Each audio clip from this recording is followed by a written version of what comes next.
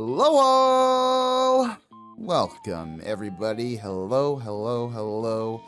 I hope you all are having a fantastic Saturday. I know this is a bit unusual in terms of my usual time slot, but I figured since I'm in the middle of moving, I don't think Sunday would be so good, since that's when I'm moving, and the following Monday I need to actually fucking establish myself, and I'm a bit busy then. So I figured, why not do one more stream in my current place for the hell of it? I'll probably break down not my computer, but at least like my mic and all that afterwards.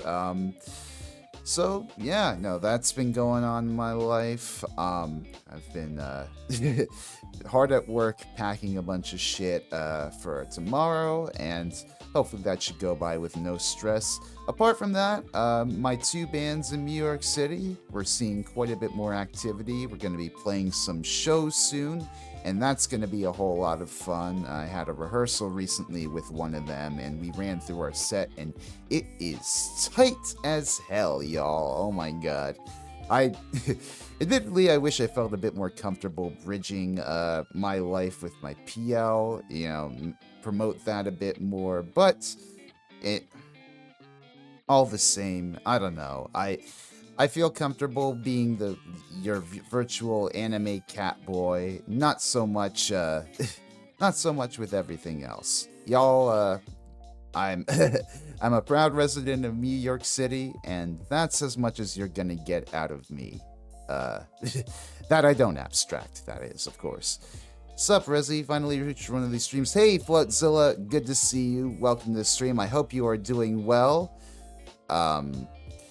Yeah, no, apart from that, I've been playing a bit more Yarg, of course, as we approach the move, getting a bit more, I guess, adept there at the game, and also doing a bit more research into the glam metal deep dive. Of course, I've been doing a bit of writing for that recently, actually banged out a bit of a draft intro, so that's coming along well.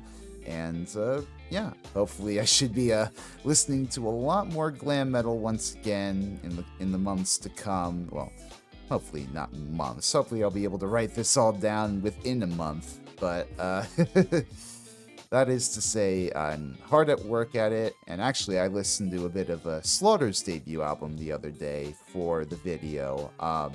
Very interesting stuff there. I mean, Slaughter, they have a few well-known hits, Up All Night, Fly to the Angels, and those are all well and good. When I listened to those tracks on the debut, it was, of course, as good as ever, but I don't know, all the filler material in between that, it's a bit generic. I understand why Slaughter had the success they did, but their music sounds just about as just on the same sort of par as like your Poisons, your Warrants. Very passable glam metal music, but I dig it. Cranking Azo's self-titled album. Oh yeah. Now that's a very impressive album, Azo's self-titled. Gene did a decent job with production there. Honestly, my favorite album that he's produced, I think. But yeah, no, Glam Metal Deep Dive Part 3, that's coming along well. Hopefully I'll be able to put that script up on Patreon sooner rather than later. And shit, I guess I gotta start thinking of a good cover to announce it with. We're approaching the end of the glam metal period, so do I do a cover of like a late era glam song, or do I do a grunge song? I don't know yet. We'll see. But without further ado, I think we can get into the meat of today's program and start talking with our guest. This one, I believe I met on Twitch. I think one of their friends was on before, and I followed them, and they followed me or something. Not Twitch, I meant Blue Sky. I think one of their friends was on my program, and they followed me, or I followed them, but we got in touch, and they seem like a very interesting VSinger. So, I'm very happy to have them on my program today. Would you all please welcome Cybermoth Nano Air? Wait, let me try that again. Hello! Now I'm picking up. How's it going? Yeah. I think you're coming through good. Welcome to Excellent. the welcome to the stream, Nano. I know you were busy recently with your own moves, so we've had a bit Oh of my a god. we've had a bit of a struggle coordinating this, but I'm glad that we're here now. We're talking. We're vibing it out. That's right. Gotta try Pretty Boy Floyd's rock and roll, see how funny. Oh man, Pretty Boy Floyd. What was it? Their first album that I covered on Glam, on the second Glam deep dive. That was ass and a half. I don't know if I'll be covering them again because I don't think they actually put out another thing until like basically the early 2000s. Maybe though. Hola Gato, now listening to the teaser singles for the upcoming Gem and Holograms. Interesting. I don't think I've heard of them before, but they got an interesting name to them. But Yo, Nano. is Rhino released for Gem in the hello? Sorry. I Oh, you know I love them? that show. I love that show. Yeah, it was if I'm remembering correctly, it was an animated series about a girl who wanted to be a singer but didn't want to show her face, so she created a hologram version, the original VTuber, in my opinion. Honestly, it was a Oh. really fun little show. I didn't watch a lot of it when I was younger, but I do remember it. I think there was like a live action remake at some point. I can't remember, but I didn't. I'm wondering. I don't remember a lot of the music. I just remember the concept of the thing. So I'm wondering, is the album, is the vinyl album like from the show, or is it like a new thing? Like, nah, I'm gonna have to look this up. That's interesting. Now looking into this a bit, I think I have seen these designs floating around before on the internet, but I that is way out of my time. Like shit, 80s most 80s cartoons outside of the ones that are still around today. I can't say I'm not familiar with. Uh, but yeah, Nano. Usually I like to start these streams out by, opening the floor to my guests, and in so doing, I like to ask them, like, what sparked your passion for music? Because it's one thing to be, just sort of casually listening to it in your spare time as mood music or whatever, but it's another thing entirely to be a moth-themed VSinger. So I guess, like, where did that start for you? Oh geez. So I've always loved music since I was like teeny. Mm-hmm. uh I'm on the autism spectrum, and one of my like quirks as a kid was anytime one of my mom's shows like theme song came on, I would stop Okay. everything, run up to the TV, and just like sway in front of it until the song was over, and then I would go back to whatever child task I was doing. Aw. I think most notably, my mother has a video of me doing this to the Fresh Prince of Bel-Air theme. That's That was awesome. the favorite of 3-year-old Nano. So I always wanted to do singing. I tried theater and choir when I was growing up in schools. I tried some instruments. Those didn't. I'm weird with instruments. I'm good with wind. I tried it Yeah, with yeah.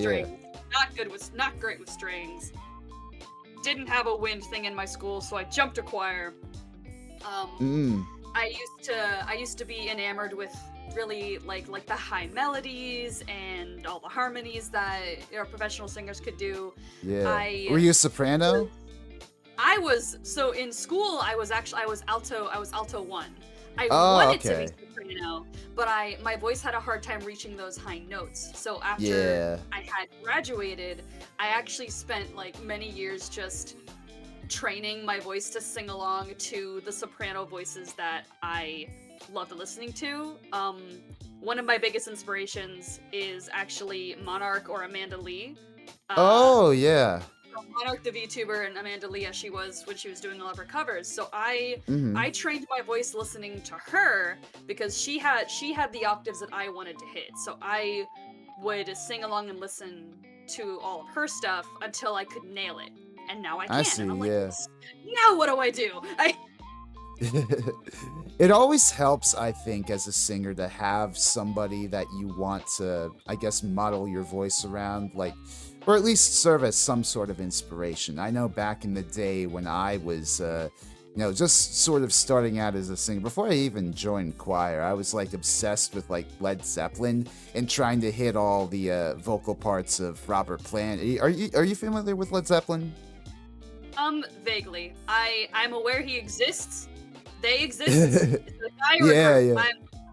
My my music taste is like really weird because a lot of It's all like good. really common things that people are like, oh yeah, you know this group, and I'm like, yeah, that's definitely a group. So I'm probably gonna do that throughout most of the stream, just Nah, it's all because fair. But like, they do. the thing with Led Zeppelin is that their lead vocalist, Robert Plant, back in the day, he was like super fucking shrieky and like high pitched. He could get up there in his vocal range. Like he was, We he love was a good- honestly, he was honestly the origin point for like a lot of like the sort of, I guess, glam metal frontman, like sort of with the poofy hair and the high shrieky voices in the 80s and beyond. But yeah, I was super obsessed with Led Zeppelin back in the day, and I wanted to, sing like Robert Plant, be able to hit those high notes, and I kind of credit him for being able to muscle my way into like tenor two, like when I sang in choir back in like middle school, high school. It was fun, but I could never get to those like super super high points. Yeah, my father and my mother they raised me on two very different styles of music, which kind of shaped where I am now. My father was super into old country and bluegrass and like folk type music, Oh and then yeah. my mother was an 80s 90s pop girly. Mm. So I I was missed I missed I didn't have a rock or metal parent, so a lot of like known rock and like other genres are like, yeah, those exist, but I Yeah, didn't that's listen fair. My parents, they were both Deadheads, Grateful Dead fans. So like I grew up immersed in that environment. My dad was all about like, the classic rock sort of folk rock sounds. My mom was more like post-punk, I guess goth rock, new wave, and that rubbed off me a lot. I'm sort of I like to pride myself as a sort of amateur encyclopedia about like to rock music history. So Jukebox Cowboys like thinks it's awesome that I'm more familiar with Gem and the Holograms than Led Zeppelin. hey, that's just the way you were raised, and That's just how it be, man. Like, I appreciate that. Yeah. But I guess to go off a bit more about your music taste, you did send me like quite a few artists that I wasn't that familiar with. I think you said you were into like Celtic folk sort of music yeah, so before, like right? anything that sounds like you'd hear it at a Ren fair, Mm-hmm. or just I love the stuff that kind of has almost like a story to it. Like I'm a Okay. very big daydreamer. I have like very acute maladaptive daydreaming. So anything that I listen to that I can create a story out of, it goes on the Mm. list. Oh yeah. So a lot You know, of I- the artists that I listed for you, they do a lot of songs that either tell a story, either personal or fantastical. I listen to, like, because of my father's folk music thing, I'm super into Celtic music, Okay. all kinds of just, if it sounds magic, I'm in. Mm-hmm. Absolutely, yeah. I'm not that familiar with like Celtic or Celtic revival myself, but I think the few things I have seen are they're very interesting. I think I saw like maybe a DVD copy of Riverdance in like a fucking music class once, Yeah. but that's my extent of it. My dad and I are of Irish descent. Oh, So okay. we were like super into like Celtic Women, Celtic Thunder, Irish Rovers. There's a few Yeah. others I can't think of right now. And like I took river dancing lessons as a kid, so I'm just like, let's go. No, I This is my definitely can. jam. I can see that. You might be into Blackmore's Night. They're this project by Richie Blackmore of Deep Purple and Rainbow. They're two big metal bands that I'm obsessed with. But like, I've never really sat down and listened to that side project. Blackmore's Night, it's essentially him and his wife like making their own sort of folk and medieval sounding music together. So I don't know. That's something I think I know a few of them. I think I know their Ghost of a Rose. Is that the same guy? Oh, interesting. I recognize the I'm not cover. I think I'm on it. I think I know what you're on. Okay, yeah. I'm not that familiar with like I said, I don't listen to that much of that music myself. But it's probably very interesting to those sorts of people who love, folk and Celtic and all that. Blackmore himself, he's a phenomenal guitarist. Like a lot of his playing is heavily inspired by like classical, Renaissance style, Baroque style approach to playing. Yeah, I'm looking at their discography right now, and I'm like, oh, yep, no, yep, yep. That's good. On the head, my guy, you hit the nail on the head. There you go. How have your tastes shaped how you like to approach music? Like, do you generally try to make music like that, or? I haven't done it in some time, but in my middle school, high school years, I would try to write myself lyrics because I'm good with poetry. I majored in English, so I'm really good with like poetry and like storytelling and all of that. But where I would get stuck was like melodies and putting stuff together. So I have a couple notebooks of like things that I would write, and it was mostly just, let me get this poem down. Now let me try to apply like a melody of some variety to it. But the actual like making of the music or making of the song is something that I've always struggled with because I don't have tools. Like I have a recorder, I have a penny whistle, I have my voice. And I can't read sheet music, so that's why I struggled with learning instruments in school, because I have a hard time processing sheet music. Like I'm a play and learn by ear kind of dude. So when you show me like sheet music, I'm like, I don't even know which note is G, bro. Like recently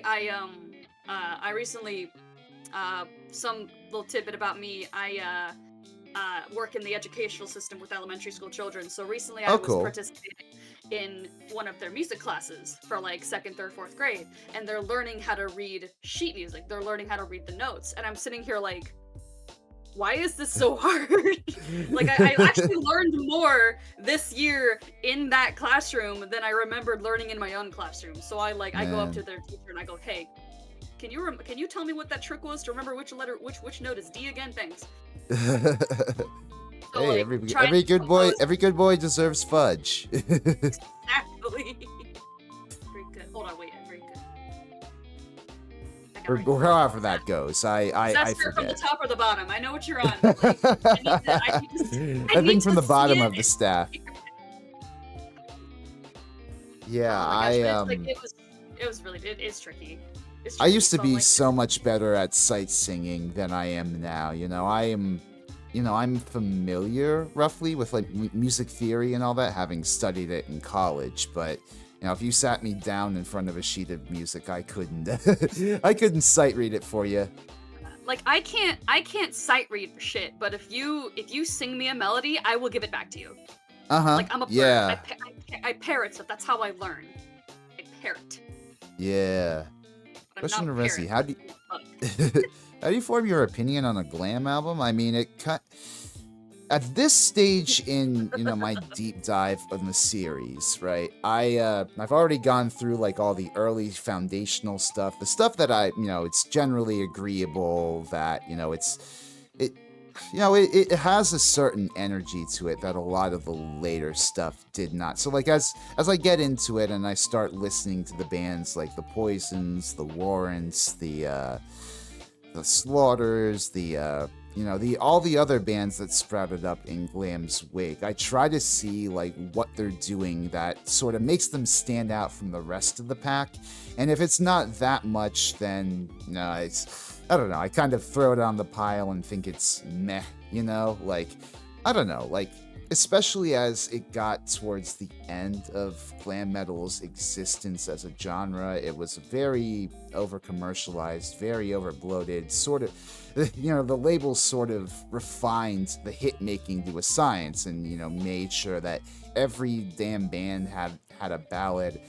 It's always a pleasant surprise whenever I see a band that does something beyond just the stock. A good ballad. Oh yeah, no, ballads, not to diss ballads at all, but it's just like, it was stretching, it got to the point where it was seriously stretching the definition of like metal, What did I find Theater of Pain and Mid album? I don't know, just a lot of its deeper cuts weren't as satisfying as past Motley Crue albums. Not to say that like Smoking in the Boys Room or whatchamacallit, Home Sweet Home, those aren't good songs at all, but everything else is just sort of I don't really vibe with it as much as I do Shout at the Devil or even Girls, Girls, Girls. But yeah, getting back to what we've been talking about here, Nano. How do you continue discovering new artists? Do you just sort of go off of like what your Spotify recommended shows you, or? Kind of. Like I have this thing where I will I can't remember if it's dopamine or serotonin, but one of them I have to refuel by listening to the same 20 songs over and over again. Oh yeah. So once I exhausted that, I will go to my Spotify and I'll be like, okay, Spotify, this is what I've been listening to. Give me something else, and it'll kind of refresh. I like the shuffle, like the shuffle feature that like kind of sprinkles in stuff that they think I'd like depending on what I listen to. Because I haven't been disappointed yet. That's probably like the train I found most of the artists that I sent you was, let's listen to Beth Crowley. Beth Crowley leads into Heather Dale. Heather Dale leads into like Faith Marie, and I'm like, okay, yeah, let's go. This comes full circle. Let's go. Yeah, have you? I think there's this game somewhere out on the internet where it's like a sort of 6 degrees of separation but programmed to the Spotify algorithm. Have you ever tried something like that out? Like, trying to go from one artist like all the way to another, like completely different one just through the recommendeds alone? I'm not sure. I forget what it's called, but fun. Yeah, I forget what it's called, but it's out there. I've considered like maybe streaming it one time, but never got around to it.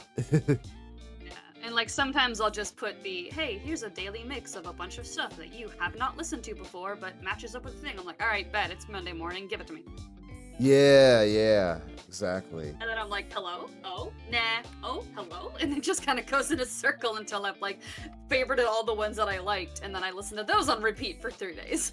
Yeah, that's real. Oh my god, I haven't been using YouTube that often for music listening these days, but I do. I feel I sympathize with the whole getting stuck in a loop of like a few different songs that you really vibe with in a particular period of time.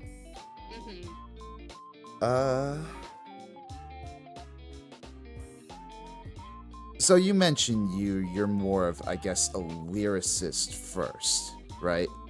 Yeah, like that's where, I mean, if I have to say I have experience at anything, it would be with poetry and writing and all of that. And I can I can make a melody in my head, but there's no good way for me to like write it down. So I would just like record just like la-di-das if I had to like, this is a thing I remember it, and I would just like la-di-da it down. But when I can't like write my own stuff, I kind of calling back to Amanda Lee being my inspiration. I really like doing like covers either from original language to English or just covers of things that make me happy. Like the list of 20 songs that I have on repeat, would love to cover all of them. Yeah. I think you have a cover on your channel already, right? I have one cover on my channel. It's been there for 2 years, and eventually there will be more. I'm just Hey, I struggling. I sympathize with you. Making music is hard, even if it is Yeah. like a rearrangement of a song. Like Yeah, and, like I'm really I used to have like crippling stage fright, which didn't help. And then it's Mhm. like I'm kind of over that now, but instead of being stage fright, now I'm just really self-critical. And no matter what I do, I always think I can do better. So I'm Yeah. like I have like a folder of stuff I've recorded for like singing march things or like just covers I wanted to do. And I've Mhm. posted none of them because I don't think they're good enough. And that's like a challenge that I am working on with myself to just do it. Don't let your memes be memes. Just post it, damn it. Well, that is a good attitude to have, but at the same time, I kind of wish I had a bit more, I guess, patience to get the mix right. I'm sort of somebody who, for my covers, I just sort of take whatever stems exist from the Guitar Hero Rock Band games and sing or drum over them myself and try to get it Yeah. roughly sounding right, in the mix so that you can hear at least what I'm doing, but Yeah, and like don't even get me started on mixing. Like I don't know how to mix. I know how to take an instrumental track, put that bitch on Audacity, sing over it, adjust the volume. That's the project. It's done. And then it's like I don't have like I have my mic is pretty good. I love right. the mic. But is it like it depending on which program I'm using? Do I have an echo? Is there feedback? Am I crackling too much? I have so little like knowledge on how to do that I spent the longest time not singing and not auditioning for stuff or like doing voice acting stuff. I spent the longest time not doing any of it because I was worried about not only will my performance be good, but is my equipment up to the task? Yeah. No, it's a struggle. You just It's at a struggle certain for point, real. you just gotta trust that you're confident enough in your own abilities and what you have with you to do what you can. And I guess from there your confidence builds and you're able to find out Like exactly what you need to do. yeah, I've been really happy with some just like a cappella covers that I have that I post for, like I said, singing march or something. I've been like, Hmm. oh, I like how this turned out, even though there's like really not a lot there but my own voice. I feel like I nailed it, and then I'm like, yeah, here, take that, Twitter. Um, Yeah, I mean, God, I feel like I could never do one of those like what one day, a song every day sort of challenges, right? Like I have a lot of respect for the people who are able to keep on top of that. I don't know if I could, sit down in front of a recording software every day and try to make something out of it. I mean, one of my friends, Noribo Shiariel, I don't know if you're too familiar with her, but she's done it in the past where, like, for every day of singing March, she's done her own fucking instrumental arrangements of whatever snippet of the song she's covering. And I'm just like, girl, how do you have the motivation and drive? sound like she's just built different, honestly. Yeah, exactly. So, like, do you have, like, friends that are their own songwriters or producers that you would ever consider, like, commissioning? Oh, absolutely. So you mentioned in your intro that you had met me through somebody else. So you interviewed Mariyama Yuki somewhat recently. Yeah, yes. Yeah, he is. That is my partner. Oh, very nice. He record. He. So I have. So once I start to be more confident in things, and life kind of cools down, and he's got his project worked out. We have plans for him to not only like sing with me for some things, but also help me kind of arrange anything that I might want to make. There I you just haven't been go. able to because everything's been chaotic and crazy. Oh, yeah. No, but So that's really cool. I am within the radius of somebody who kind of knows what they're doing.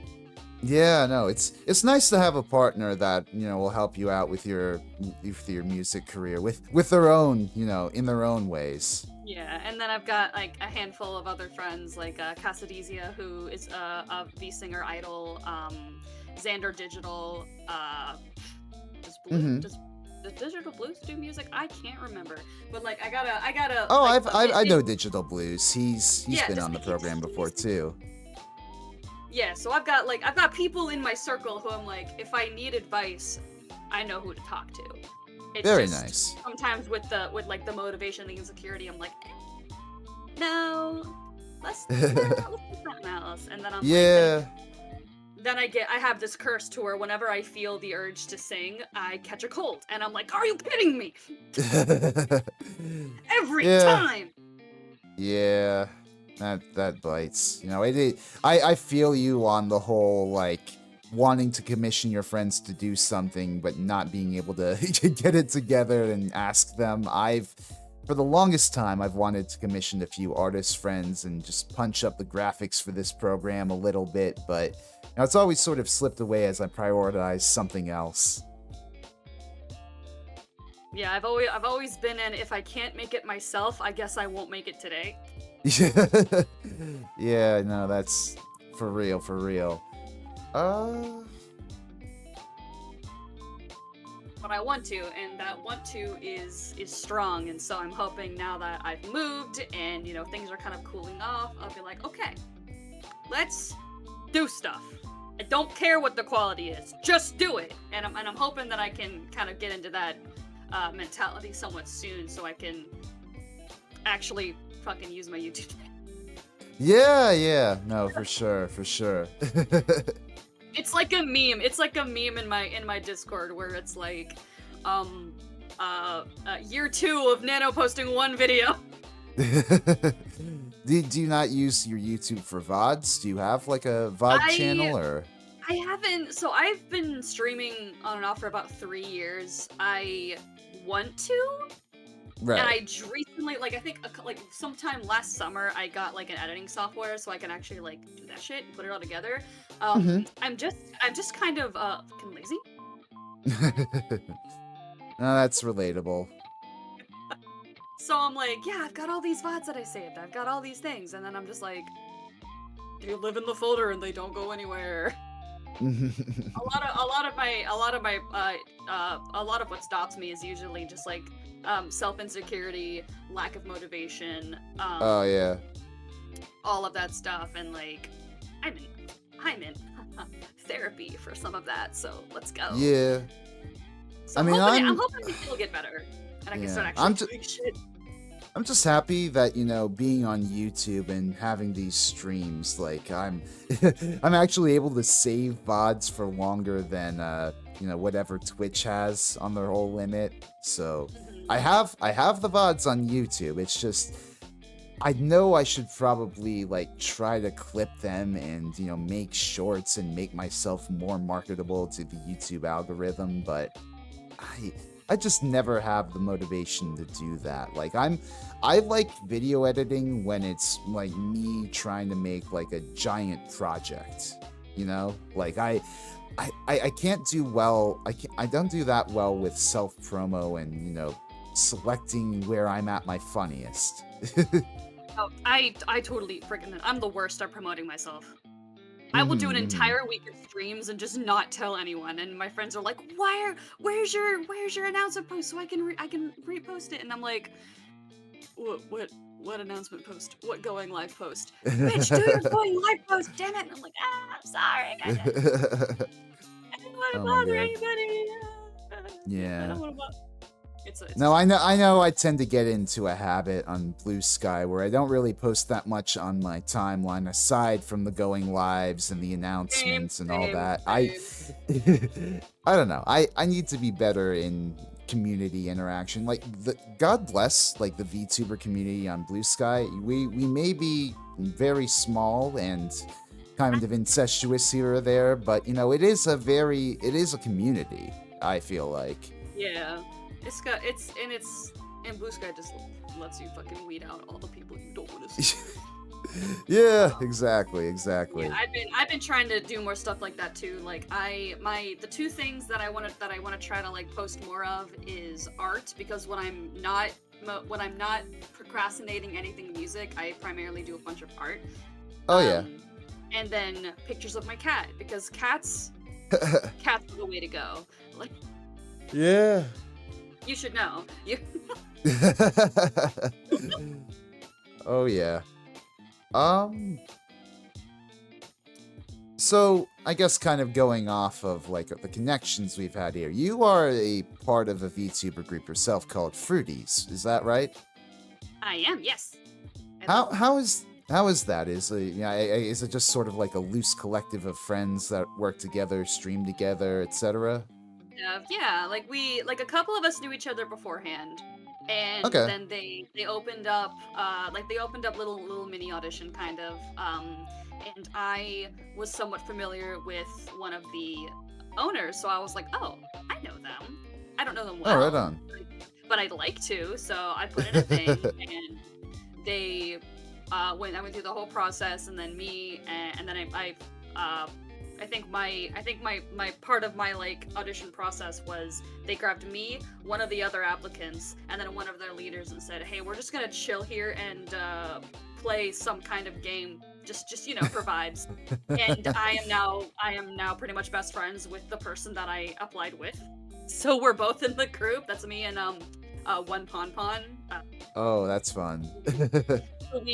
So we're just like, now we're just menaces in the entire group, and it's a lot of we're all of us are very indie, so all of us have, and we all have lives going on outside of the thing, but we're the collection that they brought together, like all of us little fruit cups, are we all have different things going on in real life, Right. but Yeah. it's still, like, very supportive, very close. We can be like, hey, like me recently, like this entire month, I have not been able to join or do anything, and they're like, it's okay, Nano, Mhm. just come back when you're done. And I said, okay. And now they're making me play Peak on Thursday, and I'm like, ah, son of a bitch. The latest in VTuber collabs. I see. For real. I so like what do you is it largely like a streaming collective, or do you guys also have plans to like make music together, do like maybe I virtual concerts or relays like, other Oh, VTuber groups I'm do? trying to remember how many others in the group do music. I know that me and Pun want to do a couple collab covers together. Like Okay. we're super into Maple Story, and so there's like there's a duet from Maple Story that we want to sing. I just have to translate it into English so she can translate half of it into Polish, and it's like, okay, I'll get started on that. Very nice. That's 6 months ago, and um I don't know if the rest of the group is heavily music oriented.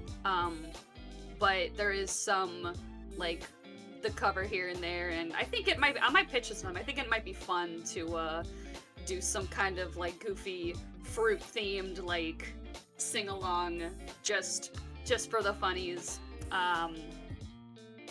But I Yeah. don't know.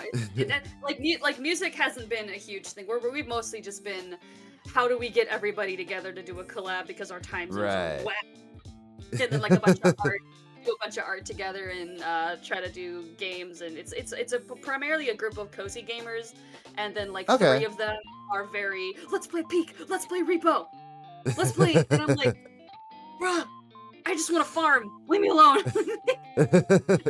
See, I get that's where dragged into I get dragged into like the big game of the week. Oh And it's yeah. chaotic and hilarious, and I love doing it with them. It's so fun. See, that's where you guys pick up Dinkum or like Stardew Valley or one of those co-op, Oh yeah, farming games and just play together. we're planning a chaotically modded Stardew collab, where me and fellow member Jason McLean he's our blueberry. We've pretty much got like a folder of about 100, give or take 50 mods that we're gonna Right shove on. into Stardew, and then blindly throw the rest of our group into. It's like, we've got Good mods on lord. here. We're like, don't tell anybody, but we modded in the Mothman kind of. That's funny. I You don't tell anyone. I'm trusting you and your entire chat. Don't tell anybody else. I put the Mothman in Stardew Valley. I've always seen those videos where it's like, I put too many mods into Skyrim or whatever, and I've always been curious to try that, but I don't want to brick my PC accidentally. For real. You know? I can't mod Skyrim because I'm too attached to how it looks vanilla. Oh, yeah. So I can't do it. But Stardew, I can mod the shit out of that because aesthetic. I want my trees to be pink. And so I did. There you go.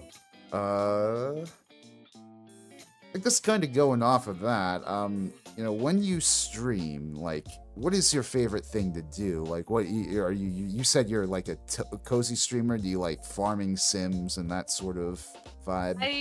I play a lot of like cozy farming, like Fields of Mystria, Palia, Sunhaven, Fae Farm, like all of the just Okay. It's been a long day and I just want to plant flowers and be cute. All the farming sims that Nintendo shows on their directs and everybody goes at. And we just like scream. Exactly, yeah. And I also try to do like some like horror things, some puzzle. I really like puzzle games. Search and find, like hidden object type. My father and I have been obsessed with like jigsaw puzzles and hidden objects for years, so I'm like, oh, cool. I am gonna play those. You cannot stop me. I think just before stream, actually, I was watching Rin Penrose. She was doing like this Uma Musume puzzle in some like puzzle game or whatever. It was fun. She was going crazy talking about like what if Uma Musume was in real life and all that. My god, everybody around me is obsessed with that. I recently found out that they do like idol shit in the Horse Girl game, and I'm like, oh no. Oh no. I'm gonna have to figure that shit out. I'm gonna have to put that on the list. I have yet to touch the horse game. I don't know. I don't do well with gachas in general. Like, I'm very afraid that, I'll get like addicted and get whaled and all that stuff. So I just stay far the fuck away from those sorts of lottery games. I've been an MMO junkie since middle school, and I'm really good at monopolizing free to play. Like, I can get super far without spending too much money. So like when like Genshin Impact and all that shit started coming out, I was like, fools. You are spending so much money when me and my level fucking 100 Amber are gonna beat your ass. I respect people who have the time and commitment to, min-maxing without paying the money for it. But yeah, I mean, I put money in sometimes because I'm in love with Jean Lee and I need him in my life. I have a poster of him right next to me. But I won't go too crazy. Yeah. I allow myself maybe like one crazy game purchase per 2 months. Honestly, I think the closest I ever got with like, I don't know, lottery battle pass sort of shit is like buying the season pass in Apex. But that was way back in the day when I actually fucking streamed Apex and played it semi-consistently. Hey, Cold in the Shade, welcome to the stream. Good to see you, man. Yo. Hope you're doing well. But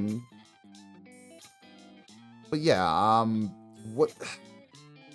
So, like, of the games that you played, or on stream, off stream, or whatever, do you have a particular favorite video game OST? Oh my god. I'm thinking of like 3 right now. Can I give you all 3? Oh, go ahead. Yeah, I never. I love the vocalists in like Baldur's Gate 3 and Divinity, like Divinity 2. Just the ethereal like soprano doing her thing in like this song just sounds like the heavens are descending. Oh yeah. Now there's some lovely music in that game, and it's crazy to me how much they use that same down down down by the river motif, and it still sounds good every time it hits. Oh my god, I'm trying to remember. So for because Divinity and Divinity 2 were made. So Baldur's Gate 3 was made in the same engine as Divinity and Divinity 2. I I'm see. familiar with those. Like Original Sin. And Divinity Original Sin, I'm trying to remember, there's this cover artist who wrote a song that pretty much like tells the short version of all 6 playable characters in Divinity 2 to Oh, like that's kind fun. of the same aesthetic as the game. Son of a bitch, I can't remember what he's called. But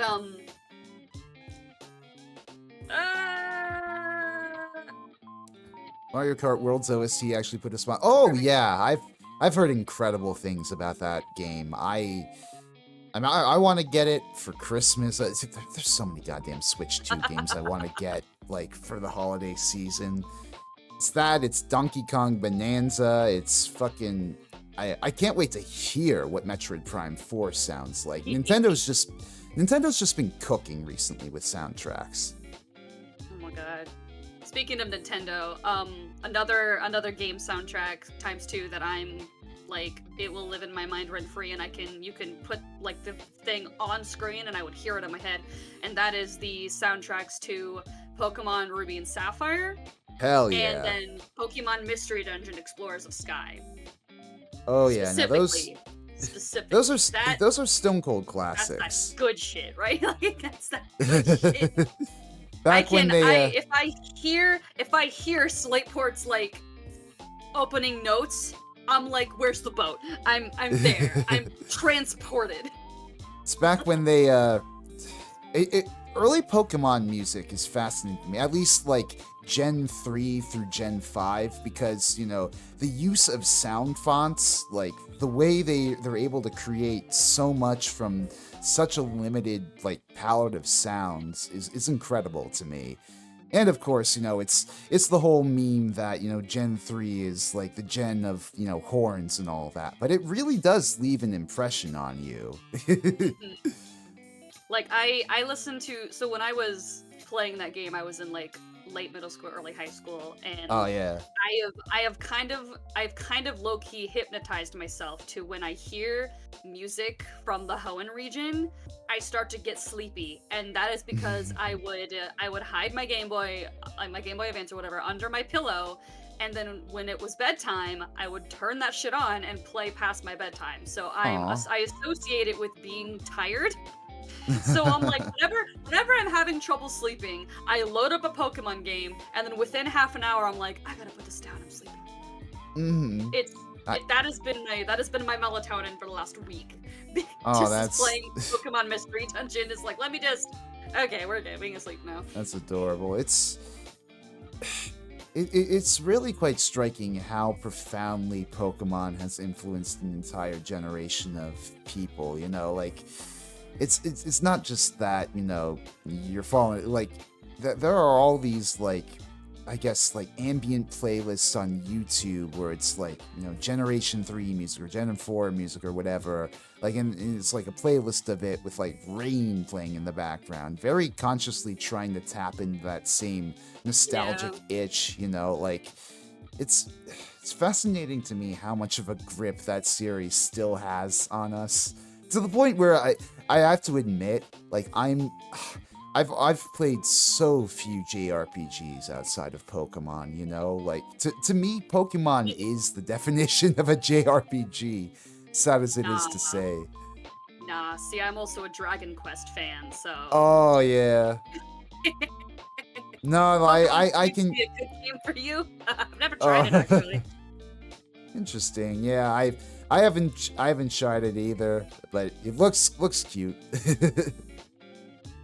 I got too many self-help apps on my phone to want to put anything else on there. I think like the only other, I don't know, at least to my mind, the only other major RPG that I fell in love with is like probably the original Final Fantasy VII. Like that shit still slaps even after. That's right. Yes, even after like almost 30 years at that point, I still love like the mechanics of that game. And I'm sure you could argue there's a few sections here or there that have aged poorly, and you know the graphics the graphics too are like very, very, you know, blocky and whatnot. But I can't remember whose channel it is, but have you ever heard? There's this artist that did. He's a mashup guy, and he took the soundtrack of Final Fantasy VII and smashed it with Wu-Tang Clan songs, Oh and my it god. fucking slaps, bro. Like, it's the best shit I've ever seen. I don't know if can't I've heard remember that. who did it, but I know it exists somewhere because Is a friend is of it a mine used to Siva watch gun? it all the Is it time. like a Siva Gunner rip or something, or is it a different I have no channel? idea. I have no clue. I know it exists. I just haven't. I no longer talk to the person who introduced me to it. He would just play it, and I'd be like, "Yo, Mm-hmm. what the?" I'm not like a huge Wu-Tang Clan, but I can Right. appreciate like the beats and stuff. Like I don't listen to a lot of like rap or hip hop. Yeah, Mainly yeah, now yeah. because I'm essentially non-legally married to Mariyama Yuki, who lives and dies by hip hop and all that shit. So I'm like, I'm more Right. familiar with it now. But just taking like the soundtrack of Final Fantasy VII, which is like kind of whimsical, ethereal, really magical, really like Yeah. RPG-ish, and then smashing it with just a guy going off about something. I'm like, hold on, why is this fun? Why does this listen to? Oh yeah. No, I love when rap is, able to sample old video game music and, put a new spin on it. Like, I don't know if you're too familiar with Thundercat. He's not exactly rap. He's more like R&B, soul, funk, that sort of thing, but he's like an incredible bassist, Yes. and like a lot of his and I think a lot of his music like references like video games and like it samples Oh my like god, yeah. sonic sound love- effects. It's really fun stuff. It's kind of like that like nerdcore hip hop type. Yeah. That's kind of some of the only like hip hop and rap that I can listen to because I actually know what they're talking about. Sometimes I'm like, he'll be playing a song and I'm listening to this like, wait, what's he talking about? Is he okay? Should I be concerned? and he's like, no, it's just the vibe. He's just going off. And I'm like, are you sure? Okay. I have a lot of street smarts, so I'm just like, what is he talking about? I don't get it. Yeah. Hip hop lyrics are very fucking dense. Thank God for the website Lyrics Genius. I don't want to cite Lyrics Genius as gospel because God knows some of those user contributions are lacking, but it definitely helps provide a good baseline for my understanding. Fun shit. I do. Let's see. I remember seeing in your. I think it's in your. Yeah, it's in your bio for this exact video. I'm supposed to convince you to listen to Epic the Musical. Oh yeah, I completely forgot. You love musicals, right? I am a huge musical bitch. Like recently, I've been obsessing over the K-pop Demon Hunters movie. Like that is currently the 20 songs I'm listening to on loop. And then I have the entire discography. Am I using that word right? Discography? Is that like the album? I feel like I'm not using that word right. The entire, all multiple albums of Epic the Musical from start to finish, and I am waiting patiently for his new project, for Jorge Rivera's new project coming up. He's about to do the Ilium, or the Iliad. Oh. We're hype as hell, and it kind of goes back to the reason I like musicals so much. It kind of comes back to my need to like listen to a song and be able to picture a story. So because musicals and like theater, they're songs produced to be performed on stage have a very different like layout and like I can't think of the proper word, but they have a very different like tone to like something you would hear on the radio, because something on the radio is like you'd listen to it and it's a thing, but a musical song needs to be performed, so it needs to have actions that go with it. Yeah, there's a lot more acting, a lot more drama, a lot more context, packed into a musical like, song. Even with Epic the Musical, where it's not actually like it has not been performed as a musical. It's still like listening to it, you can see what's happening, and a lot of people have drawn like animatics for it, and there's so many different interpretations of what it sounds like that it's just the way that I see like the way that I see Warrior of the Mind, which is one of Athena's songs in that, the way that I see it is different than how this artist sees it, or how this Right. artist sees it, or how Yuki sees it. And it's just so interesting to see everybody's visual interpretation of the same song. Mm-hmm. And it originally started on TikTok, right? I believe so, yes. I believe that, because that's where I heard of it, and then I went and found his YouTube channel, and then I went and found him on Spotify, and then I got obsessed with all the animatics. So It's like fascinating to me. Yeah, Sorry, he's go ahead. taken the story of, like, if you're not familiar with it, he's taken the story of like Odysseus's trip home from the Trojan War to get home, and all of the mess that he's in, and all the mess that he has to face from point A to point B, and kind of abridged it because the actual story is wild and long and Yeah. would not really live up, like it's the ideals written in that story do not align with the common ideals of man today. So he's Good luck with Christopher Nolan when he adapts that story. God. To be TBH, it's fine. TBH, I feel weird listening to musical songs on a vinyl. See, I can understand that, but at that point, I just think of it more like a concept album, right? Like, there have been a few musicals, actually, that started out as concept albums. Like, Andrew Lloyd Webber, he and Tim Rice, they did Jesus Christ Superstar and Evita, I believe, as concept musicals first, essentially. Like, they put them out on vinyl, and they sold really well, and they eventually got adapted onto the stage. So that is a feasible path. Yeah, I used to do musical theater for the local church that I lived near, and they had done that one a few years prior to when I joined, but I joined them right after Joseph and the Technicolor Dreamcoat. Oh, which yeah. will always be one of my favorite stories, and just the way that they perform it is just like, that's so fun. What the fuck? Yeah. No, I love. Yeah, admittedly I haven't seen Jesus Christ Superstar or Evita in their entirety, but like I really do appreciate like a lot of the compositional work in those songs there. I've heard a few, like, what is it?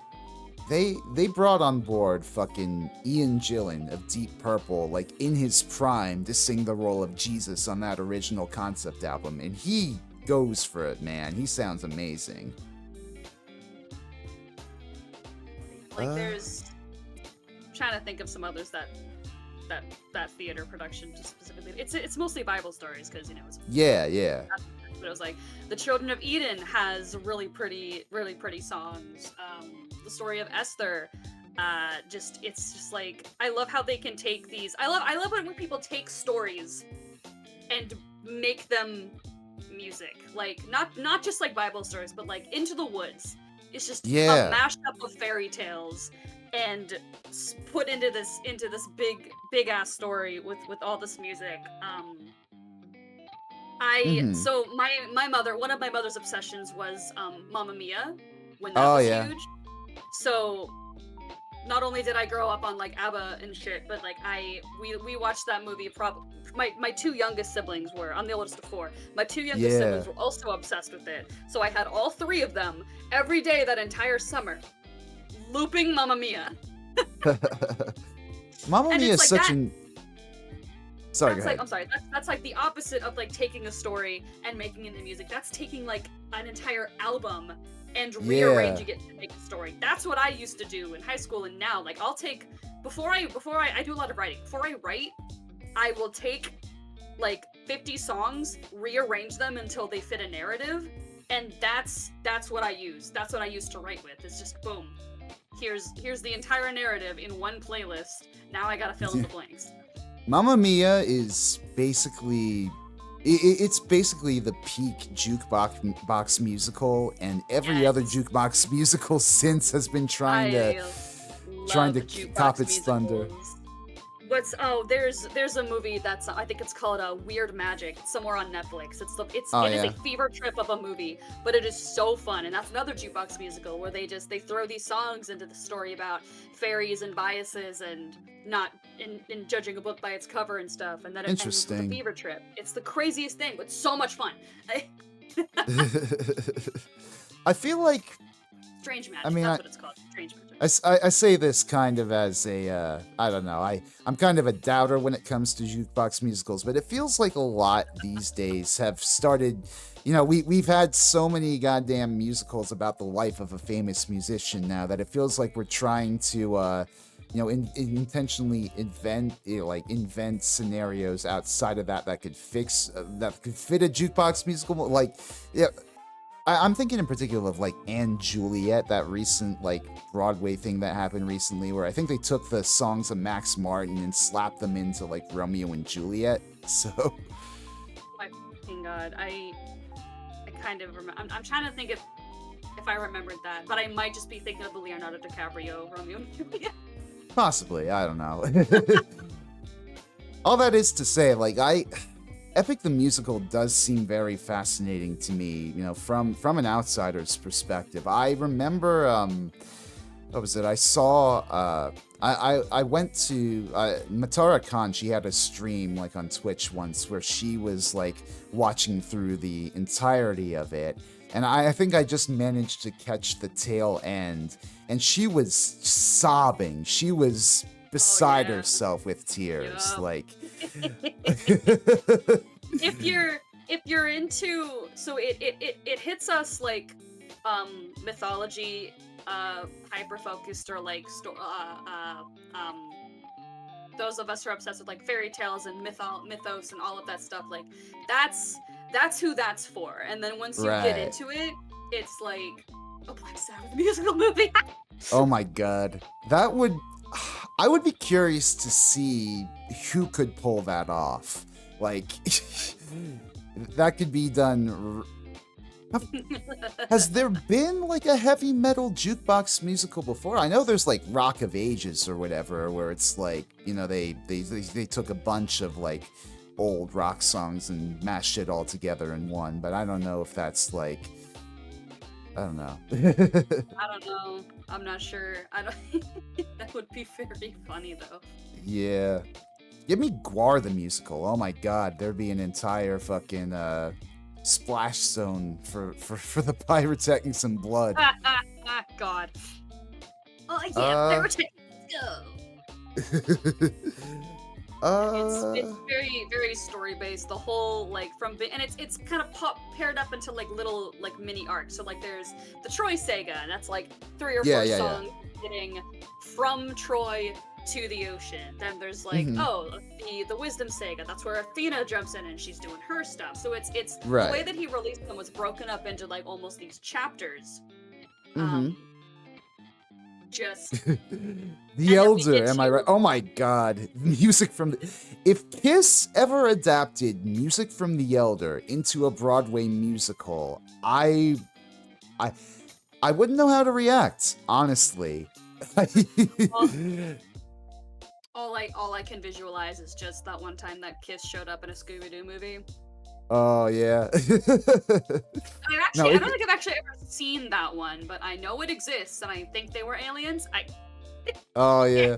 Now, if you're not familiar with music from The Elder, basically it's like this concept album that Kiss released in 1981. It was a really weird point in their careers because they just come off of like sort of selling out to disco and like getting big off of that for a bit, and then they sort of were like, well, we want to pivot back to being a rock and roll band, but then again, what if we made this concept album and started going for critical, and it just sort of snowballed from there into this very kind of embarrassing record that's basically just sort of like a hero's journey, like follows this boy like training to fight evil or whatever, and it's very very undercooked. I'm looking at like its summary right now, and I'm like, this sounds like something I'd listen to. But is Kiss one of the really loud metals? They can be decently heavy, yeah. I mean, music from the Elder, I'd say it's got quite a few heavy tracks off there, but it's an interesting record. You know, Yeah, I wouldn't say I hate it, but it's just like it's clearly like Kiss reaching far beyond like what they're capable of as musicians. yeah. I've always had a really hard time. Like I don't listen to a lot of metal unless it's like I don't know if there's a term for it, but like I don't know, soft metal. Like I know. Okay, so I know Evanescence. I'm pretty sure is considered metal, but Yeah. that's not my imagination of metal. Like the really loud, like the screaming, like the big thing.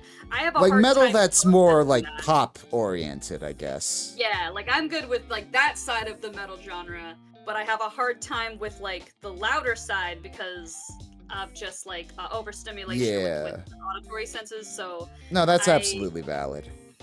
yeah, like Yuki will occasionally have me listen to his favorite group, which is Alisana. Oh Um, yeah. and there's like of like the one album, there's maybe like 2 songs I can listen to without being like, can we turn it down? Can we skip it? Can we?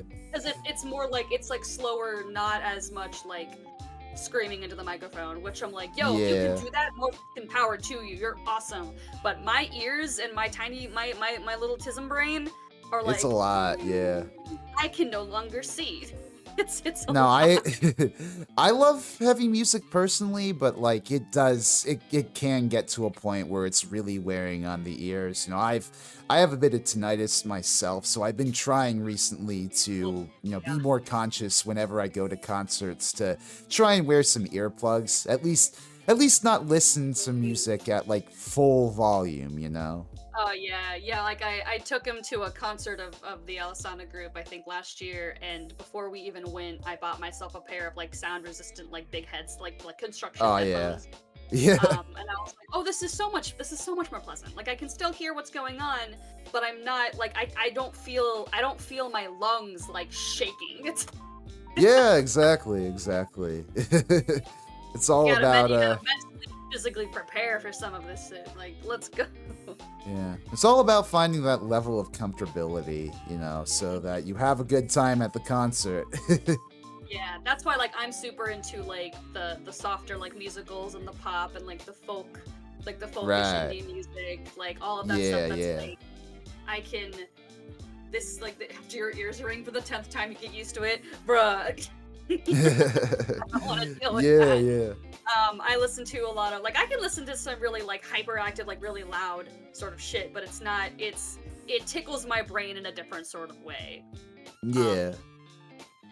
like there's I can't even think right now. I don't remember. I It's lost fine. it. It was early. Do you go to that many concerts like rock, rap, pop No, I have otherwise like only been to 3 concerts in my entire life. My first concert, I was in high school, and it was to see the Celtic Women, who are okay.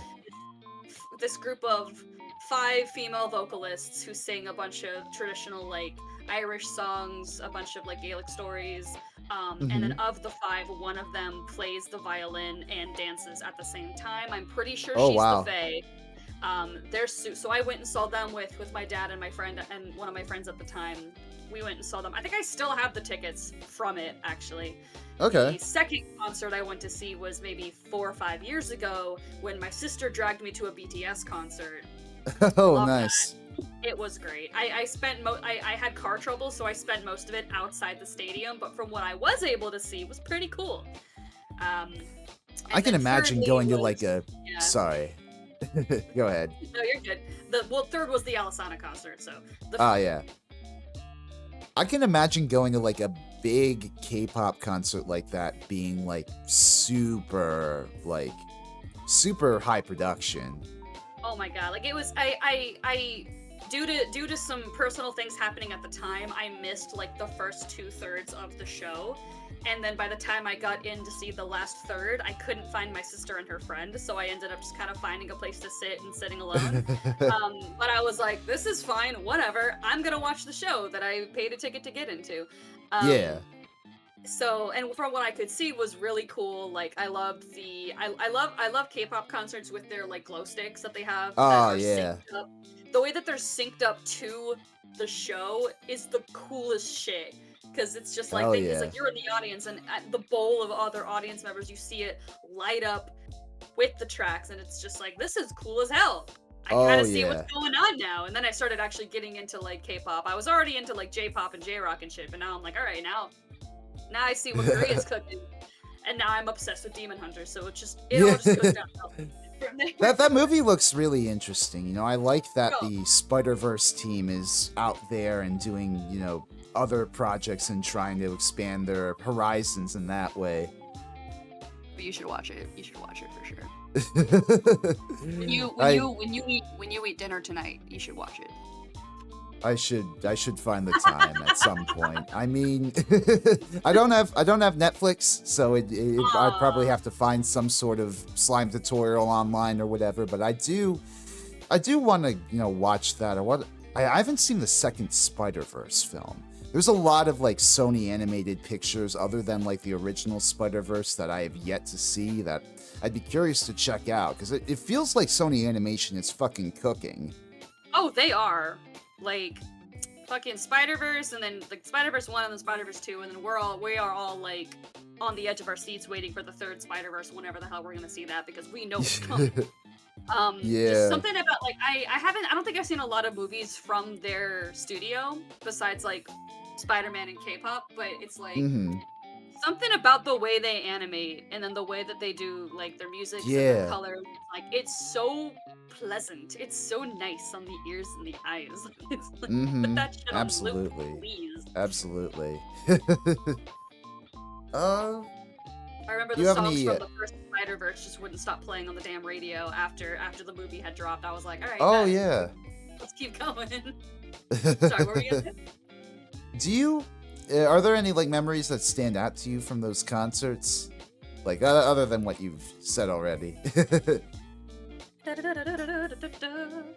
I think that's like the best memory from like the Celtic Woman concert was that I went with my dad, and so Oh, he and I are okay. like super, like we love just like the Celtic and the Irish music and like the songs that tell stories. Like there's a couple songs that we really like that sort of tell the story of young Irish descended people moving, Okay. like coming to America for the first time. Like there's a song called Isle of Hope, Isle of Tears, and it's about coming to America and leaving your home behind, but knowing you have to. And it's just a beautiful song. It's covered by a lot of like Celtic sort of bands. It's like I don't actually know who wrote the original, but like it's one of those like it's one of those like you hear a lot in this genre. Yeah.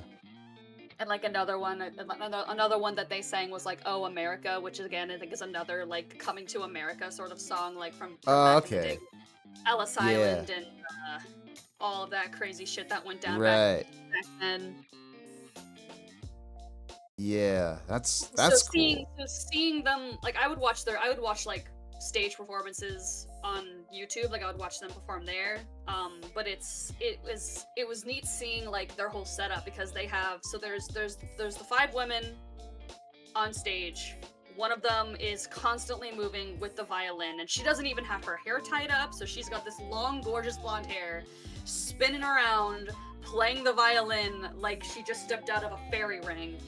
And then other 4 women harmonizing perfectly, and then like up on top of the stage you got like these guys with these huge drums, because there's a lot of drumming happening in the songs.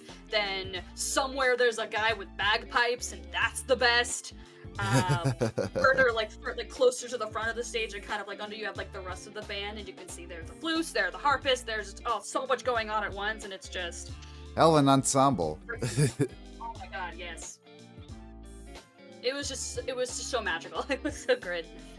That's awesome. Yeah, I love the experience of I really did value the experience of getting to see concerts with my parents back in the day. I can remember this one time, I think I went with my dad to see the Australian Pink Floyd experience.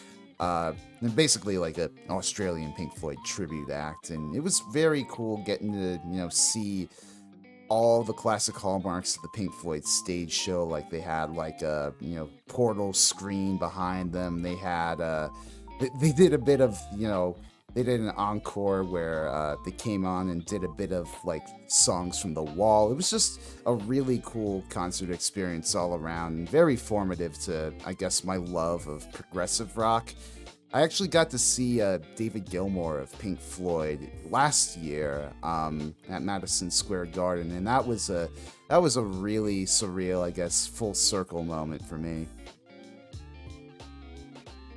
We love to see it. Hell yeah. Yeah, it's like Um. of those three concerts, like Celtic Woman was neat because I could see like everything that I was listening to on the CD. I could see Mhm. it. That was Oh neat. yeah. BTS was cool because I could see just like almost audience participation at that point. And Mhm. it's how much like it was more techie because obviously, but then it was that. And then the Alisana concert, that was a lot more like that was a lot more low key. Like this took place like inside a bar. The guy like Oh okay. four different like punk metal bands were on stage doing their thing. So it was a Oh lot. yeah. So it's like a It felt a local lot more show. like yeah, and it felt a lot like it. I want to use the word intimate. Like it felt a lot more like we're all here. We're all just Yeah. jamming. Hell yeah. Now I love So local even gigs. As I said yeah, at the it may not start, have I been have. my yeah. Sorry. Go ahead. Sorry, it may not have been like my style of music, but it was still a really cool experience to just like Hell be yeah. there with these like almost local bands that are Yeah. neat. Yeah, being into myself, as I said at the start of the stream, I go to a lot of those sorts of shows, and it's always nice getting to like hear like musicians in your area go absolutely ham on stage. Mm-mm. There was a when I was graduating from high school, there was a local group. My mom actually had them come and perform at my graduation party. Sadly, I don't think they are no longer together. I think it was like a couple and then and then like the girlfriend's brother. But they Oh, had these really cute like ukulele folk type songs that me and my mom and my sister were like, yes, more of that. uh, there you But go. I don't live in that area anymore. But we still have the one album that we bought from them after their and because they would do shows like in the middle of like downtown around the mall. Like there's like the movie theater. There's a fountain where the kids playing during the summer. There's like a gazebo. And that's where they would perform. And so we would go see them Oh, like neat. almost every other weekend during the summer. And we were like, oh my god, they're selling CDs. We're buying some. My dad apparently used to be in a locally famous band. Oh, that's cool. I Sick as love hell. I love getting to hear like parent stories who are themselves involved in music scenes. My dad, I think he used to play like in a punk band like late 70s, early 80s. For all I know, he could have, rubbed shoulders with somebody who eventually went on to do something big with alternative rock, but I don't know. I uh remember being 13 and wanting to start a band with one of my girlfriends at the time, mhm. and we had this entire like we were obsessed with the cartoon Hi Hi Puffy Ami Yumi. If you Oh remember that. yeah. So like I was the Ami because I'm like the bubbly pink one. She was the Yumi because she was kind of a bit more edgier than me. So we were like, oh my god, we could totally do that. And now we're 13 years old. We know everything, obviously. So we like we had like a little notebook that we were like writing songs and shit into.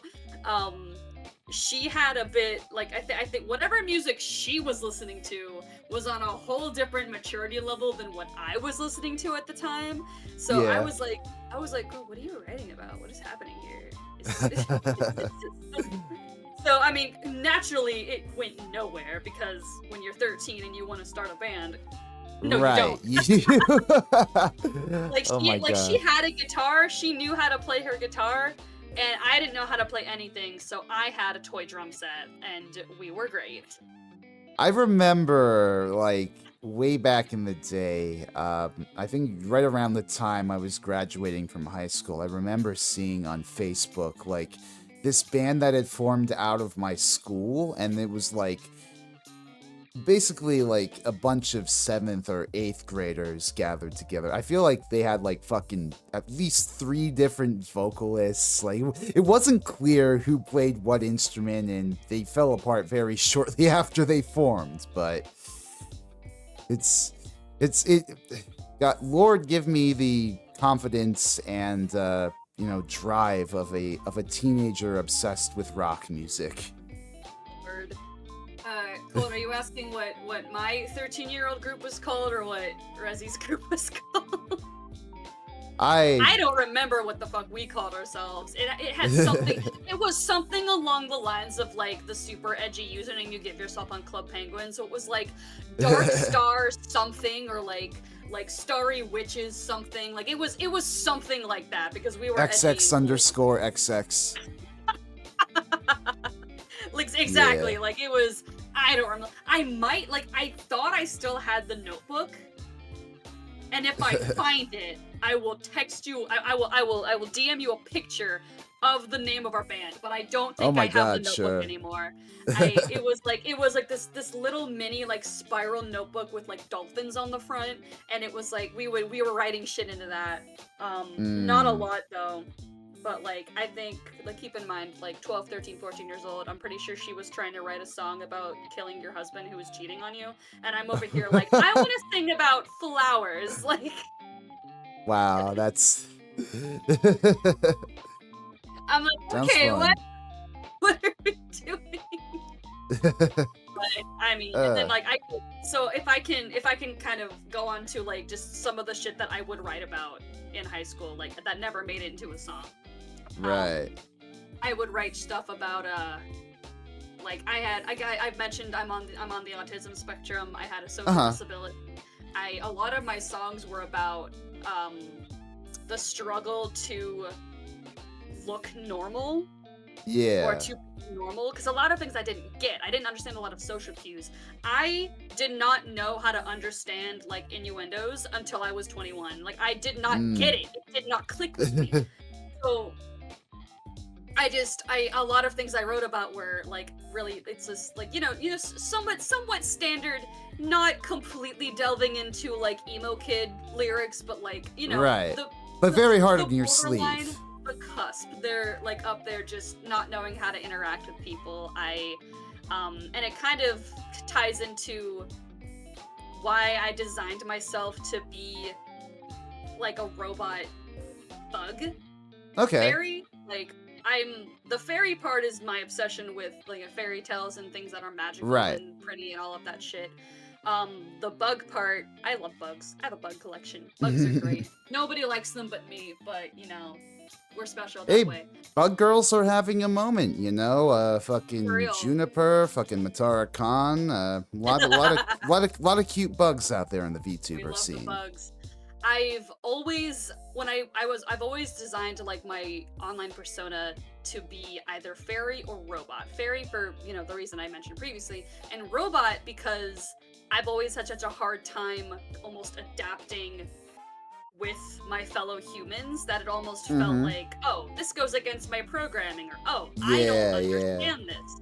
So, some of like if I was gonna write Nano a character song, which I do plan on doing, hopefully sometime within the next 365 days, it's going to have a lot of like attributes to kind of like the sci-fi, like the cyber sort of the cyber funky sort of sounds crossed with like the whimsicality of like just in like I want to try to blend God, I can't think of I want to blend like vaporwave and Disney, like just mix that together.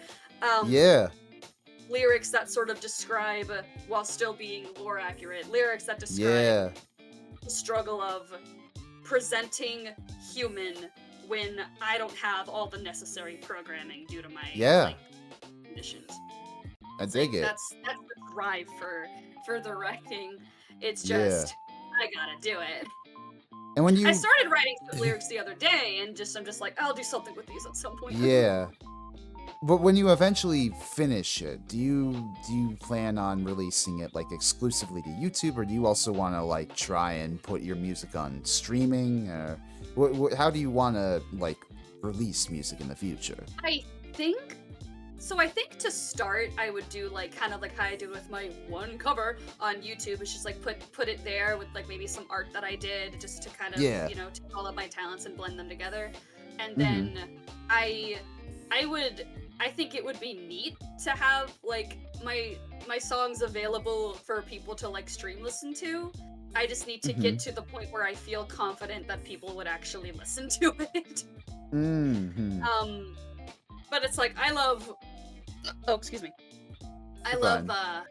finding like small artists that match all of my things on like Hmm. I love finding like songs like music from people that I know started on YouTube like Amanda Lee, Lydia the Bard, Christina V, Oh all yeah. of them. I love finding them in like more places. So I'm like so they're kind of like my inspiration of like I want to be like that. If I have to start Yeah. with like covers and like random songs on YouTube and then get confident enough and then get learn how to mix it, learn how to do this, or get friends that can Absolutely. help me with it, then I can move on to bigger and better and start just putting more stuff out there and actually feeling like I'm good at it, like actually Yeah. being That like, makes oh yeah, I've sense. accomplished a thing, let's go.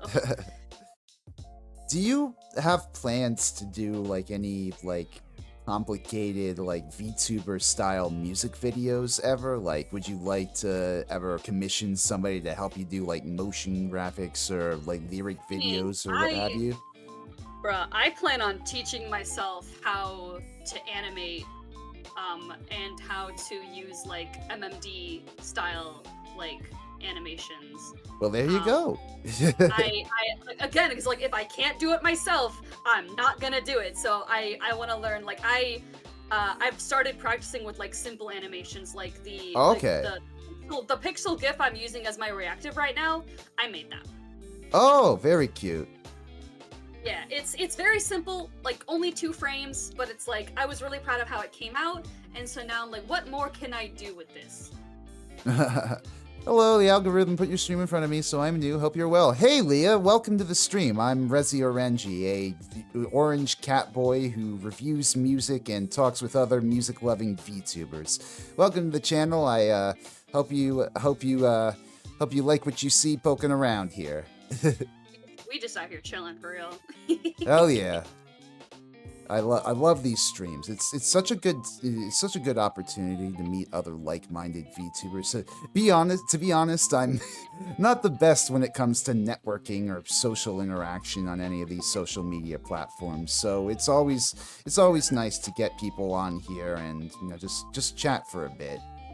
Yeah, I'm a lot like that too. Like I have like a circle of like my people, but then I'm decently friendly with the people like in their circles. Like Yeah, I yeah. have I like to think I have a very like easy to approach, easy to talk to kind of personality because I'm just a bubbly airheaded mess. Hmm. So it's really fun when I got your DM, I was like, let's fucking go. Let's let's go. There I get you to are. talk to like, hey, somebody wants to talk to me willingly? Holy shit. Hell yeah. I just I only felt a little bit hesitant because I'm like I do have musical like VSinger aspirations, but I don't really do a lot. And so I was a bit, and I'm still am a little bit worried that I don't have enough music stuff to talk about with you. Oh, Um we're almost an hour 30 into the stream. I'd say we've had quite a fruitful conversation. I think it's definitely been fun. Oh, you're a music teacher. That's fucking awesome. Can you teach me Oh, how to awesome. We love music music? teachers here. I just got done talking about how a third grade music teacher was helping me learn how to read sheet music, and I'm 30 years old. I can't do it. It's so Awesome. hard, bro. Yeah, no, I God bless all the music teachers in my life that Yes, shaped me to be yes, the musician that I am now. yes. Oh my god, my high school choir teachers were super supportive for me. Like because like I mentioned, like I used to have crippling stage fright, and so my choir teacher, Right. whenever I would audition for like solos or anything like that, she was very patient with me. And even if I didn't get it, she'd still be like, "It's okay. Yeah. Here's what we can do." And there was one year, I think it was like my sophomore or junior year of high school. We there was like this choir was doing this big, like almost this big talent show, and so you could talk to her about, hey, if you want us to do like a solo song, and it could be like a pop song or a favorite song, whatever. If you want to do that, talk to me, and we're gonna put a bunch of these in. So we had, I mean, this was 2011, 2010, so we had Hmm. a lot of like, the early 2000s like pop stuff going on. So I Right. was and will always be super into Taylor Swift. So I went up to her and Hmm. I was like, Miss Ma'am, I really want to sing this Taylor Swift song, but I'm worried about this, and that. And she's like, tell you what, I will get my guitar and I will back you up myself so you're not on stage alone. And I was like, oh my god, ma'am, you're the best. And so I did it. I went up there. I had my choir teacher backing me on the guitar, and it was fucking amazing. And it was That's really awesome. My teacher probably loves teaching a 30-year-old after a full day of teaching little kids. Oh, for real. And those kids, let me tell you, they were a mess. Oh yeah. Now I have so much respect for teachers who are able to, go, day in, day out, go to a school and, work with the kids. Actually the front man in one of my bands, he works at a school, and he's always he's always telling us stories about, being ready to pull his hair out with, Yup. working Oh with my god. kids, with having to do, the parent teacher conferences, all that stuff. Yeah, I am en route to becoming an elementary school teacher this fall. So I'm like, all right, let's go. Let's do this. I'm not scared Very at all. nice. Crack my knuckles. I'm fucking ready, dog. I wish you the best of luck. It is a very weird time to become a teacher in America, but I have faith that people going into it with your attitude, you're gonna help us shape the future. I plan on. Oh, you know what? I can tie this back into music. Hold on, I got you. Check this shit out. My Sure. biggest inspiration for becoming a teacher is my third grade teacher. And let me tell you a little about my third grade teacher.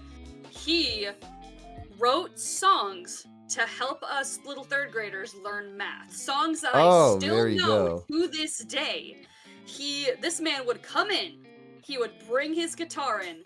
I learned how to count by numbers 1 through 16 at the age of 8 because of this man's guitar playing. And That's awesome. I actually contacted him like somewhat recently, within the last 3 or 4 years, and I was like, sir, let me tell you what I'm up to. And he's like, that is the best. So he sent me his YouTube channel is still up. Let me find Oh it. wow. He has a YouTube channel. That's an awesome Yes. teacher. Like the quality of the song, like the recording quality of the songs, you can tell is like 30, 40 years old.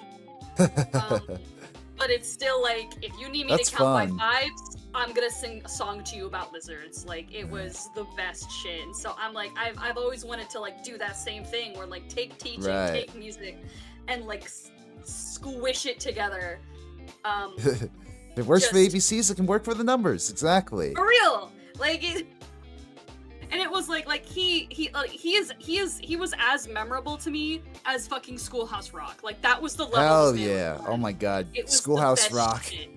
Schoolhouse I Rock was plan my on- shit back I don't in the care. day. I don't care how old Schoolhouse Rock is. I will be using it in my curriculum. You cannot Oh my fucking God. stop me. That is the shit. That is how you learn. You Did gotta you- learn through music. Do you ever have like the letter people growing up? Are you familiar with the letter people at all? Or were they called the letter people? Yes, I'm pretty sure. Like, that was something that I was taught. I was Okay. that I I'm was taught looking at it. with. I was taught the alphabet with the letter people, and they used to have, I think, a song on cassette for every little part of the letter, and that's nostalgic to me. I'm looking at it, And this is one cursed childhood thing I did not participate in. I do not recognize them, and I'm kind of glad that I don't. Oh, I love the letter people. They were great.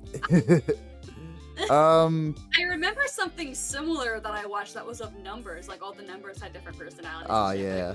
but it was animated and not puppets. Okay. That is crazy, but it's nuts. Yeah. Oh my lord. Like I did a class recently on like methods of teaching history and social science, and one of my assignments was find something musical that you could implement into a lesson. And so I was like, right, we're teaching 4th grade, let's look at Hamilton. Oh, wow. And I got an A on it. Let's go. There you go. That's the way to apply your interests. I remember being in like middle school science and learning about fucking the guys who invented the microscope, but to the tune of the Twinkle Twinkle Little Star type shit. Oh. Like, it's fun when teachers do that. It's always good to have a bit of music in the classroom. That's my plan. Like as a teacher, that is something that I plan on doing. Just like, what can I do to mix this in?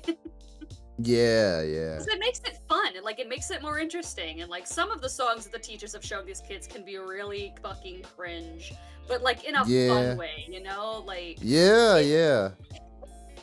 It's good. It's such a fun thing to do. You gotta be a little cringe to reach the kids. It's fine. Exactly. They don't feel shame until they hit puberty. Did a paper about My Chemical Romance's The Black Parade. That's fucking fantastic. Oh, that's awesome. Actually, one of my I think my thesis in college was about Pink Floyd's The Wall. That was a lot of fun writing that.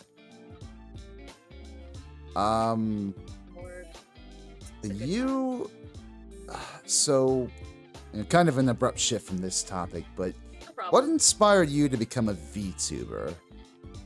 A couple things. So I liked the idea. I liked the concept of them. Like I liked I can create essentially my Gaia Online avatar and do shit with it. Like, I thought that was really neat, and so it was always kind of like on the back of my mind of like, oh yeah, this is something I could do. This is something I could do, and then This might sound goofy. This might sound cheesy. Prepare for cheese. I met Mariyama Yuki through another streamer, and I was like, I want to be that bitch's friend. But he's a very introverted, hard to reach motherfucker. So I was like, what's the best way I can be his friend? I'm gonna have to become a VTuber. So I did. I listened to his streams, and then my another streamer who is now a really like pretty much one of my best friends, if not my adopted sibling, in the room behind me. I started like drawing my own shit and VTubing and like doing stuff with them, and of course like my friend she goes on here, she's on Twitch and YouTube, she's Risa Nudie.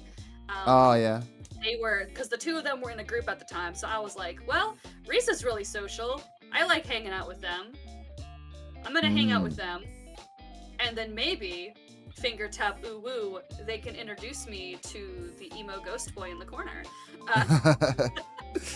So it kind of went from that, and then I just ended up getting really close with everybody. It turned out that I was like, you know, I'm not like the best streamer, but you know, enough people liked me to where I could kind of with some and make some really really good close friendships, and then I just, you know, we clicked and it worked out, and I was like, you know what? I'm gonna keep doing this. So I've redesigned myself 3.5 times, and now I'm here and trying to, you know, I've been kind of on a mini hiatus just because, you know, moving sucks and work. That's fair, yeah. So I'm like, all right, it's summer. I'm gonna do shit again. Hell yeah. MCR's new tour Sage Shadow reminds you of the. Oh, that's interesting. I haven't been following too closely MCR's reunion, so that's cool to hear. I hope they I think they've been teasing new music recently, so I hope that's cool. We love it. We love to see it. Oh yeah. Um, what do you hope to do as a musician in the VTuber community? As loaded as a term as it can be, what do you hope is your legacy? God, my fucking. I'm not sure if I have a legacy idea beyond just. I wrote my VTuber lore to kind of parallel this almost this well not almost this kind of like traumatic experience that I had to go through Right. for upwards of a decade, and so I kind of symbolize the birth of Nano as the VTuber with my freedom from the traumatic experience. Okay. So I kind of parallel it, and so I would love to see my story as digitally whimsical that I make it out to be. I would love to see that story kind of like spread and like for people to like relate to it, because a lot of Right people can on. relate to like I relate most to the songs that talk about like how I used to write when I was younger, the struggle to fit in and the struggle to express yourself and all of that, Yeah. and I want to do that so that maybe someone else can listen and be like, me next. You know what I mean? Absolutely. Yeah, no, something that I love so much about VTubing is that it's so easy for people who have gone through, their own struggles with physical, with mental health, to put all that on the back burner and go behind a digital avatar to entertain people and still use that as an opportunity to advocate for themselves, for what they've been through, and to help others who've suffered similarly through that. It's always been, I've always loved seeing that.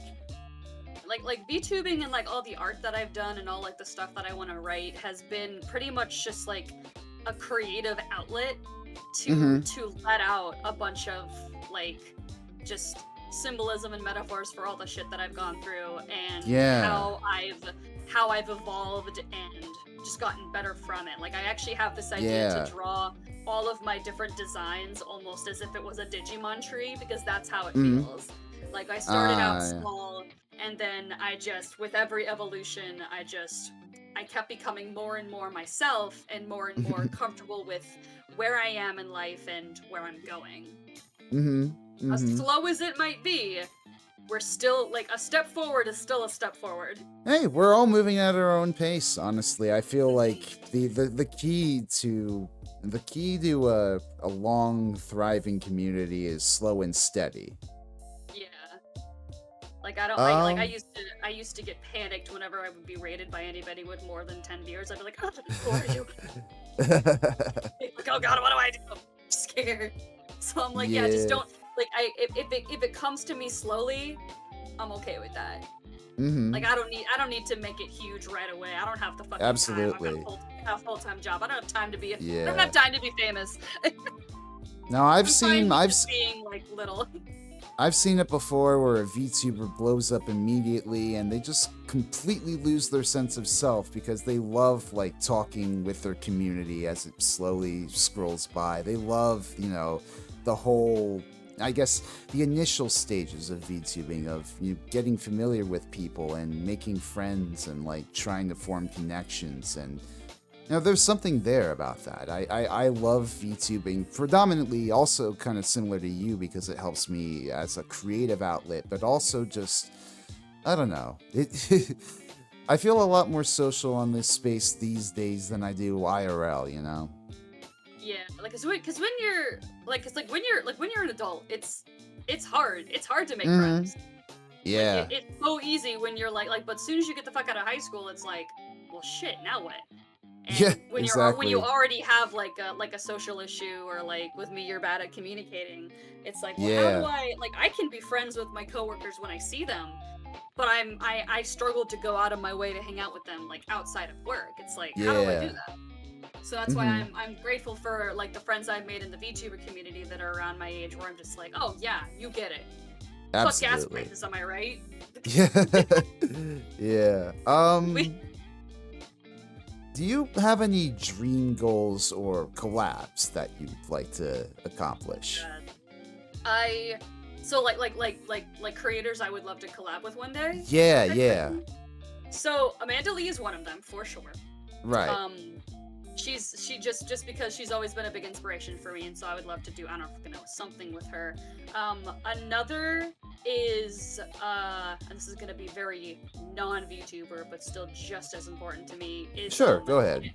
Dan Avidan from Game Grumps and Ninja Sex Party. Oh, yeah. I would love to cover. I used to have like this very specific Starship song that I was like, I have to sing this with Dan and Brian and the guys with the animal mask. Let's go. That, and then like I think my third musical, like, I guess my third musical idol would be Sayu. That's his VTuber Oh, name, okay. which is his actual name. Like he's like my voice acting inspiration, and then Dan is just my performance aspiration, and then Amanda is like my vocalist aspiration. So all three of them are like the triforce of what drive me to try to do better, just because I want to be like them.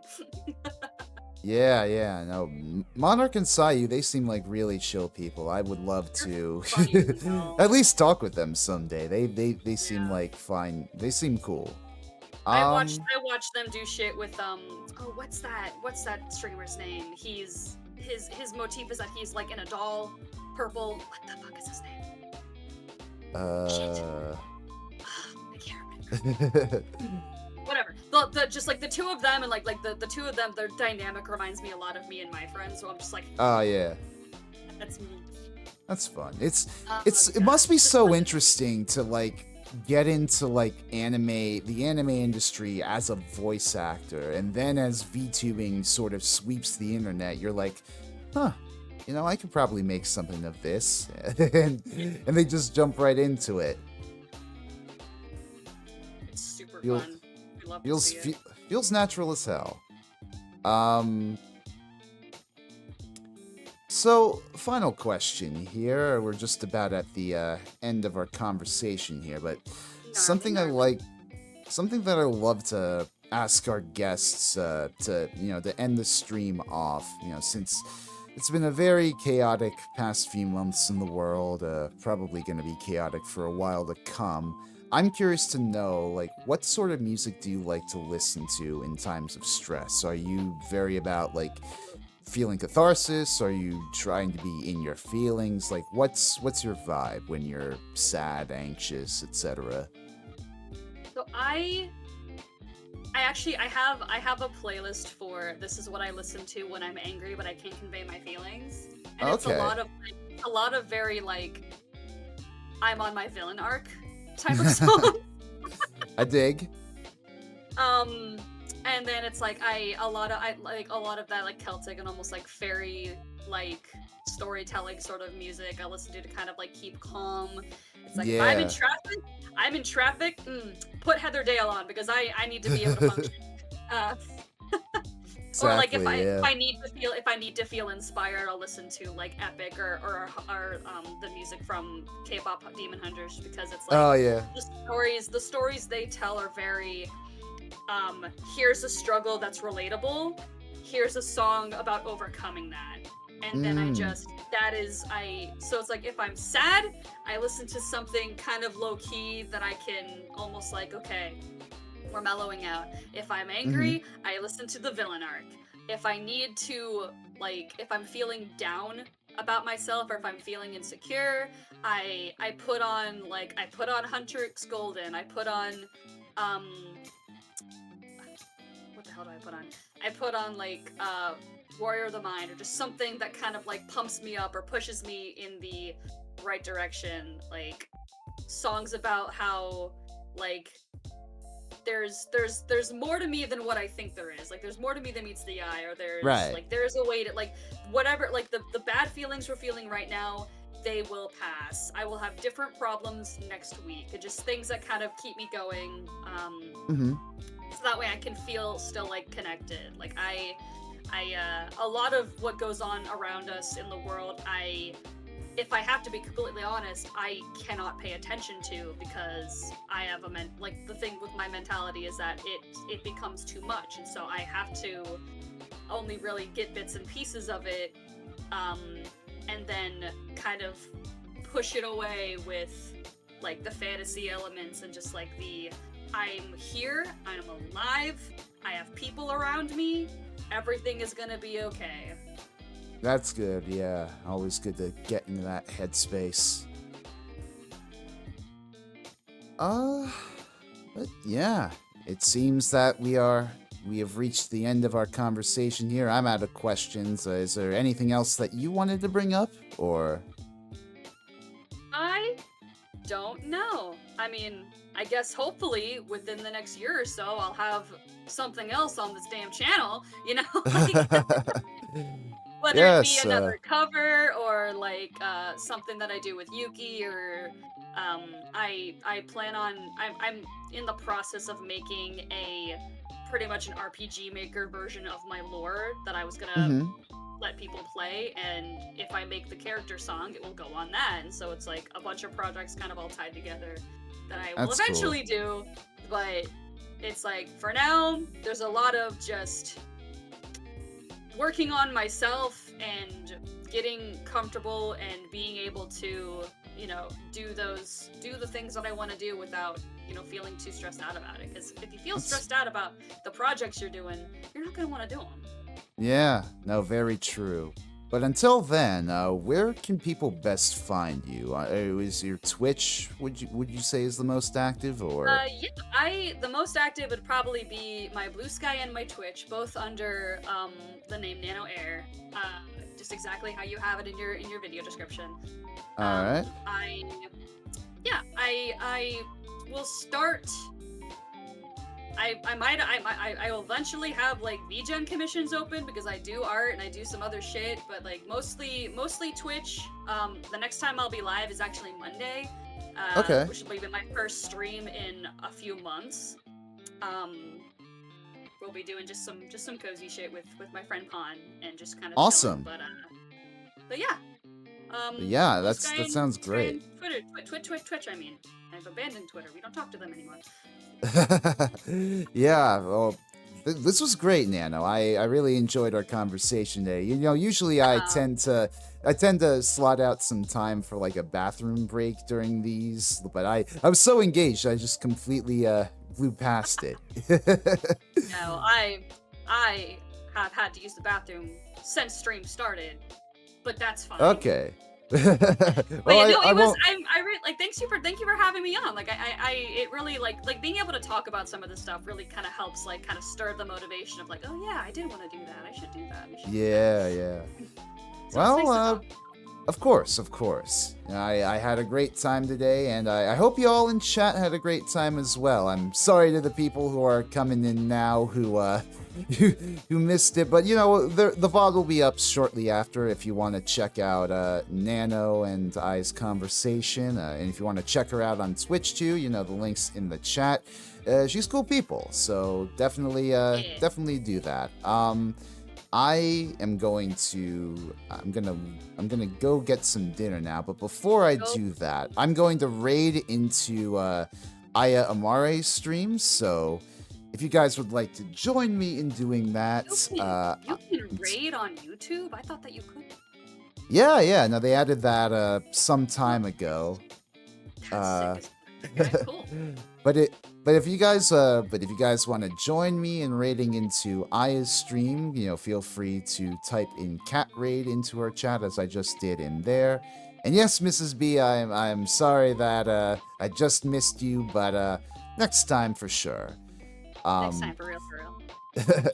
Thank you guys so much once again for tuning into my weekly music talk stream, and you know, I hope to provide y'all with more updates soon on my next glam metal deep dive. But until then, I'm gonna go eat some dinner. I'm gonna go see if I can do some, you know, preparation for packing or whatever for tomorrow, and I will see y'all next time. Bye-bye. Bye.